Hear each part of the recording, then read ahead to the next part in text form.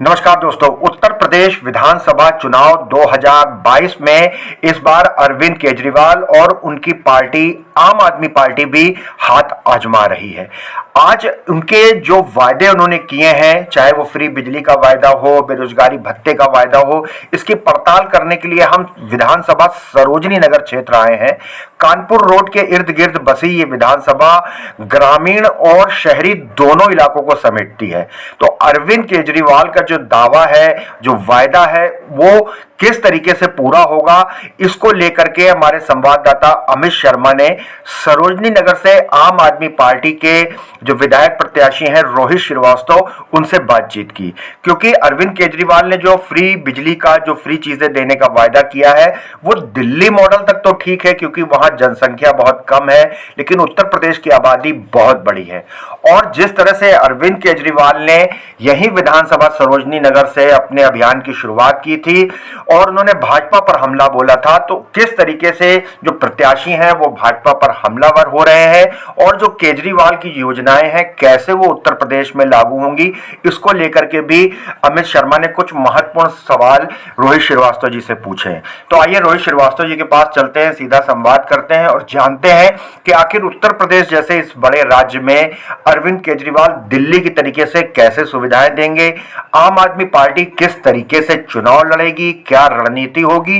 दोस्तों, हम सरोजनी नगर विधानसभा इसीलिए आए हैं क्योंकि अरविंद केजरीवाल जी ने अपने अभियान की शुरुआत सरोजनी नगर विधानसभा से की थी। देखिए, मैं ये देख रहा हूँ कि आम आदमी पार्टी बहुत ही मिनिमम खर्च में अपने प्रत्याशी से बोला लड़ने के लिए। हमने देखा है यहाँ भारतीय जनता पार्टी के, समाजवादी पार्टी, कांग्रेस, बसपा के उम्मीदवार करोड़ों रुपए चुनाव में खर्च कर रहे हैं और वो करोड़ों रुपए आपकी योजना से वापस खींचेंगे ब्याज सहित। हमारी पार्टी बहुत ईमानदारी से, हम लोग पैदल चल के घर घर प्रचार कर रहे हैं और हमारी जो योजनाएं हैं, एक मध्यम परिवार को, गरीब को, अमीर को 20,000 रुपये से ज़्यादा की बचत मिलेगी हर महीने। तो इसलिए हम लोग चाहिए, गरीबों की पार्टी है और ये योजनाओं की पार्टी है और ये अपने वादों की सच्ची पार्टी है। ये पार्टी यहाँ पे बहुत बड़ा करिश्मा करेगी इस बार।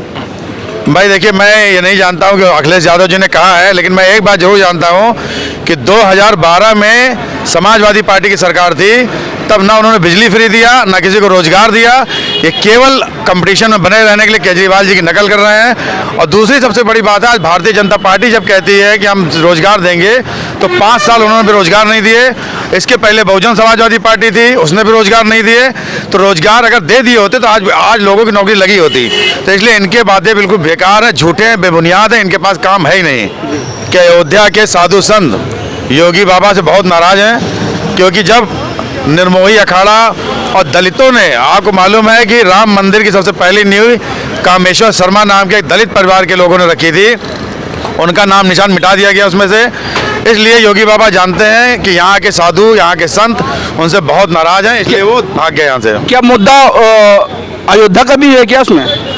अयोध्या तो हमारे माननीय सुप्रीम कोर्ट ने जो है, न्यायालय ने जो है उसको डिसाइड किया था, उसमें एक भी अंश भारतीय जनता पार्टी का राम मंदिर से नहीं कुछ लेना देना है, ना ही कोई नेता इनका राम मंदिर के चक्कर में गिरफ्तार हुआ, ना ही कोई इनका भारतीय जनता पार्टी का नेता सुप्रीम कोर्ट में गया था गवाही देने। पहले लोग दिल्ली में कहते थे कि केजरीवाल कुछ नहीं कर पाएंगे, केजरीवाल कहते सब्र करो।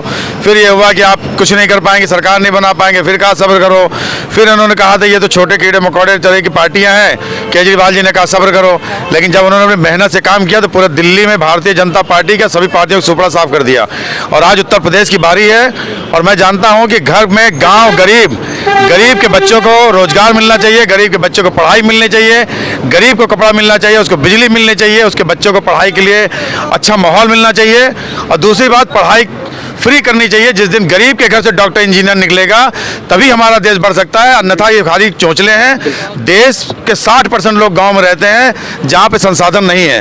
तो हमारे गरीब के बच्चों को पढ़ाया जाए और मैं गारंटी के साथ कहता हूं, गरीब के बच्चे के भी उतना ही दिमाग होता है जितना करोड़पति के बच्चे के होता है, लेकिन उसको सुविधा नहीं मिलती इसलिए पढ़ नहीं पाता। तो हमारी सरकार आएगी तो हम सबसे पहले गाँव और गरीब के बच्चों को पढ़ाएंगे और दिखाएंगे कि घर घर से डॉक्टर इंजीनियर निकलेंगे। हालांकि दिल्ली जनसंख्या बड़ी कम है और उत्तर प्रदेश की सबसे बड़ी बात मैं कह रहा हूं आपको कि उत्तर प्रदेश की जनसंख्या जो है सबसे ज्यादा है।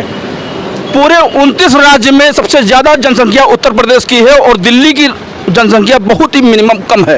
तो ऐसे में जनसंख्या बढ़ोतरी में है, तो कैसे देखते हैं, मतलब आपूर्ति को पूरा कर पाएगी केजरीवाल? बताऊं आपको, दिल्ली में 2 करोड़ लोग हैं और वहाँ का बजट 70,000 करोड़ है। यहाँ 23 करोड़ लोग हैं और जिनका बजट 5.5 लाख करोड़ है। दिल्ली में प्रति व्यक्ति देखिए तो 20,000 30,000 रुपए का खर्चा दिखा के फिर भी सुविधा दे रही है, और यहाँ प्रति व्यक्ति का खर्चा जो बजट में दिखा रहा है 60,000 दिखा रहा है कि एक आदमी पे हमारा 60,000 खर्चा हो रहा है, उसके बावजूद भी उसको सुविधा नहीं मिल रही है।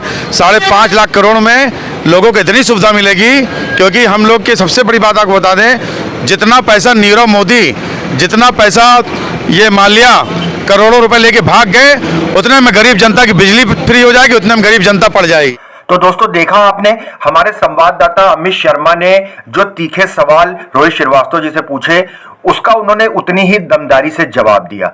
अब देखना है कि सरोजनी नगर विधानसभा किसको विधायक का ताज पहनाती है, वो एक अलग मसला है। लेकिन केजरीवाल जी के जो दावे हैं, वायदे हैं, उसको प्रत्याशी पूरी तरीके से पूरा कर रहे हैं।